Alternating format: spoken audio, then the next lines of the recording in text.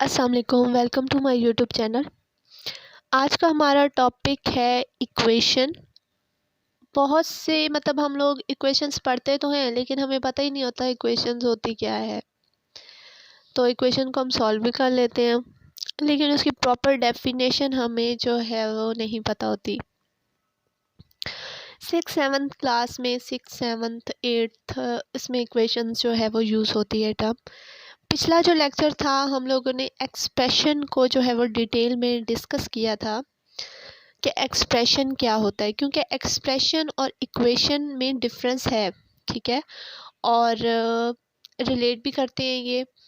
तो थोड़ा बहुत इक्वेशन एक्सप्रेशन से मिलकर बनती है। तो पहले आपको एक्सप्रेशन क्लियर होगा तो आपको इक्वेशन भी क्लियर होगी।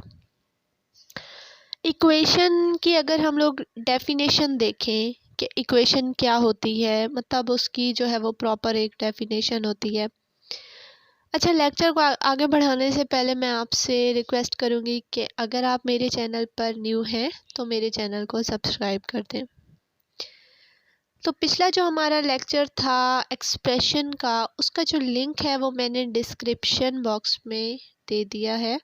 अगर आपको जो है एक्सप्रेशन की डिटेल पहले जो है वो पढ़नी चाहिए तो आप जो है वो जाके पहले एक्सप्रेशन को डिटेल से सीखें। इक्वेशन क्या होती है? Equation is a mathematical statement that shows that two mathematical expressions are equal. ठीक है, यानी इक्वेशन सबसे पहले तो ये कि इक्वेशंस एक्सप्रेशन से मिलकर बनी है, यानी उसमें दो एक्सप्रेशन होते हैं इक्वेशन में, ठीक है, जो आपस में इक्वल होते हैं, यानी उनके दरमियान में आप इक्वल का साइन जो है वो शो करवाते हो। अब वो एक्सप्रेशन न्यूमेरिकल एक्सप्रेशन भी हो सकते हैं, अलजेब्रिक एक्सप्रेशन भी हो सकते हैं। ये मैं आपको डिटेल बताऊंगी कि न्यूमेरिकल एक्सप्रेशन कौन से होते हैं, अलजेब्रिक कौन से होते हैं। यहाँ पे मैंने एक एग्जांपल दी है इक्वेशन की, जिससे थोड़ा सा आपको क्लियर हो जाएगा। थोड़ा बहुत आगे मज़ीद डिटेल में मैं बात करूँगी। अब यहाँ पे एक इक्वेशन है 3x + 6 = 45, ठीक है। अब इसकी लेफ्ट हैंड साइड पे देखो 3x + 6, ये एक एक्सप्रेशन है, ठीक है, और ये अलजेब्रिक एक्सप्रेशन है। दरमियान में उनका इक्वल का साइन है और जो हमारे पास राइट साइड है वहाँ पे 45 लिखा हुआ है। तो 45 एक न्यूमेरिकल एक्सप्रेशन है, ठीक है। यानी मेन इसमें बात क्या है कि एक्सप्रेशंस हों, ठीक है, और वो इक्वल हो, यानी दरमियान में उनका इक्वल का साइन होगा, तब आप कहोगे कि एक्सप्रेशन है, इक्वेशन है। अगर वो कोई इक्वल का साइन नहीं है, जस्ट 3x + 6 लिखा हुआ है, तो वो सिर्फ एक एक्सप्रेशन है, इक्वेशन नहीं है, ठीक है। तो ये जो है वो एक्सप्रेशन में, अब यहाँ पे 3x + 6 जो है इसमें x क्या है, वेरिएबल है, ठीक है। और यहाँ पे जो प्लस का साइन है इसको हम लोगों ने कल जो पिछला लेक्चर था उसमें हम लोगों ने ऑपरेटर का वर्ड पढ़ा था कि ऑपरेटर क्या होते हैं, प्लस माइनस, ये जो साइन होते हैं इनको ऑपरेटर कहते हैं। उसके बाद यहाँ पे 6 क्या है, कांस्टेंट है, ये एक नंबर है। तो एक्सप्रेशन जो है वो नंबर्स, ऑपरेटर्स और वेरिएबल से मिलकर बनता है, ठीक है। और फिर इक्वल का साइन होता है, ठीक है, और फिर 45। तो इसको ये मिल के ना हमारे पास इक्वेशन बनती है।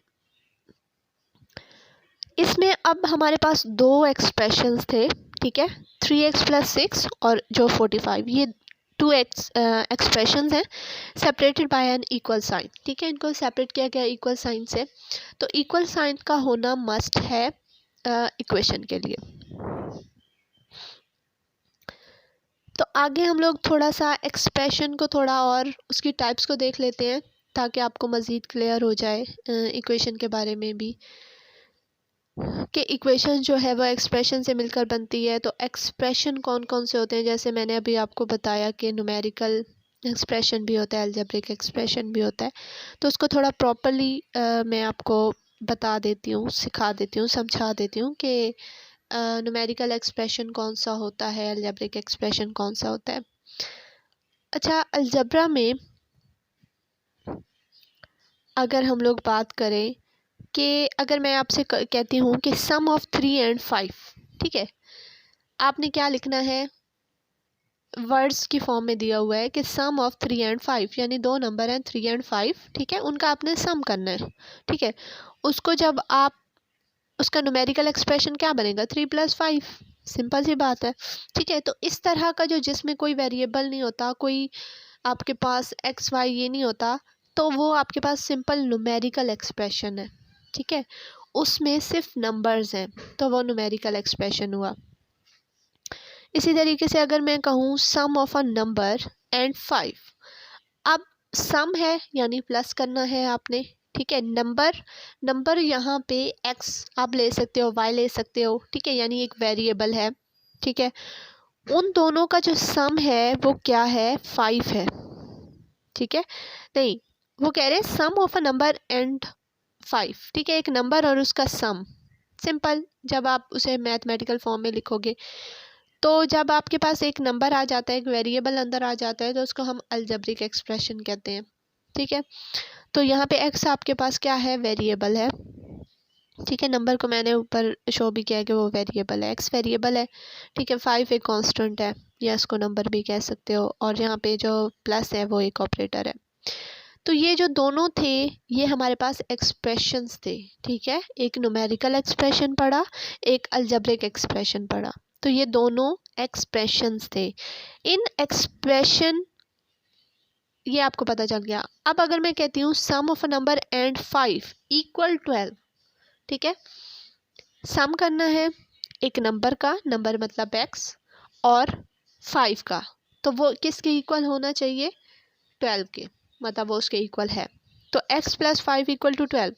अब यहाँ पे अगर आप, मैं देखूँ तो मेरी लेफ़्ट साइड पे जो एक्सप्रेशन आ रहा है वो अलजेब्रिक एक्सप्रेशन है, और जो मेरी राइट साइड पे एक्सप्रेशन आ रहा है वो न्यूमेरिकल है, ठीक है। सिंपल 12 लिखा हुआ है, दरमियान में कौन सा साइन आ रहा है, इक्वल का, यहाँ पे x वेरिएबल है, ठीक है, प्लस ऑपरेटर है, ठीक है। ऑपरेटर का मैंने आपको बताया था, प्लस माइनस ये हो सकते हैं।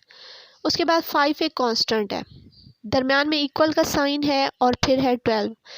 तो ये अब क्या है, ये एक इक्वेशन है, ये एक्सप्रेशन नहीं है, ये एक इक्वेशन है, क्योंकि इसमें दो इक्वेशन को सेपरेट किया गया है इक्वल के साइन से। तो यहाँ इक्वल का साइन प्रेजेंट है, इसलिए ये एक इक्वेशन है, एक्सप्रेशन नहीं है, ठीक है।